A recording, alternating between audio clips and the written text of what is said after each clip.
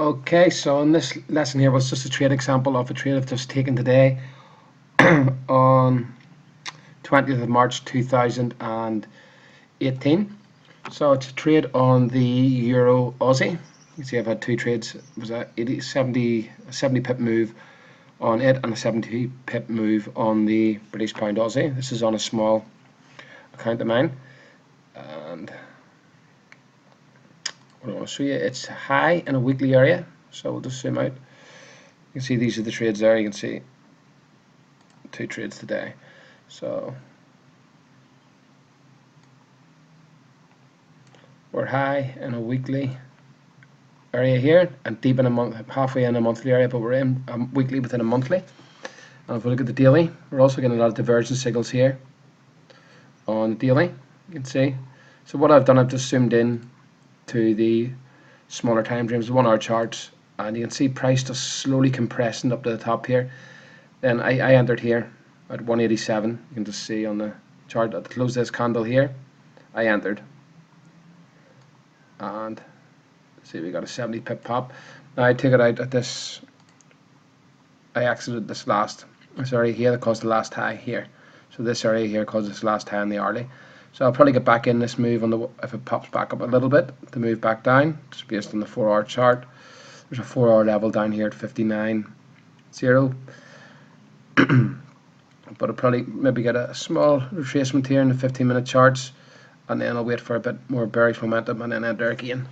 But I was able to get bank 80 pips there off from up this move up here, and you can see what we're talking about here. Hope I'm not talking too fast. So you see we're deep in what you can see the monthly area here, the monthly here, and then we zoom into the weekly. You see we've got weeklies within the weekly. Sorry, weekly price zones in within the monthly. The first touch of this zone as it approaches it, but what we want to do is study price action as it comes into it. And you can see as price actions, if you just scale out there on the price, you can see as we're coming up approaching the area, we're starting to get lots and lots of divergences, and as we enter the area, you get 1, 2, and then a third one here. You get one, and then if we look at the indicator here, if we look at the MACD, so this was your first pop up to touch the weekly within the monthly here, and this is the signal we really like here, the second pop up, but the indicator's moving lower. So it pops back up and the indicator's moving lower. So this could be a good move to the downside, possibly all the way to back down towards here at 155 for a longer term position. So that was a short day trade today. You can see 70 pips, and the trade on the British Pound Aussie, now it was British Pound Aussie, similar story, nice divergence signal there, entered here,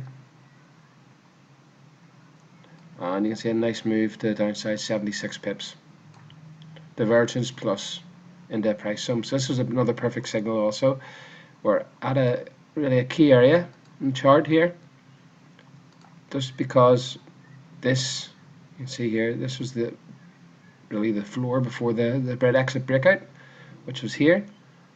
So this would be a key where we're going to get a bounce. So approaching that area, I'm looking for price action cues, and I got it here.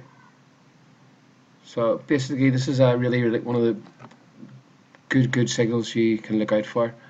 So it's the initial pop up here into the area that we're targeting, and it's a second, so price pops down and then it's a second move up, and then we get the divergence with the second move up here. So you can see it here, the second move up, the divergence happened to close this candle here, enter the trade. So we don't enter it here on the first touch, we wait for the price to come back up into it, and the second time it approaches it and we get the divergence, indicators moving lower, price is moving higher, that's when we look to enter the trade. Target for this trade, first easy target's really 1.80900. So it is, and yeah, so that's it. So that's the two trade examples for today. Just want to keep you updated in the course with new trade examples as they happen. So hope it helps. Any questions, just let me know in the question area of the charts, or not the charts, the course, and I really hope you're enjoying it so far. Thanks so much. Will over to fxas.com.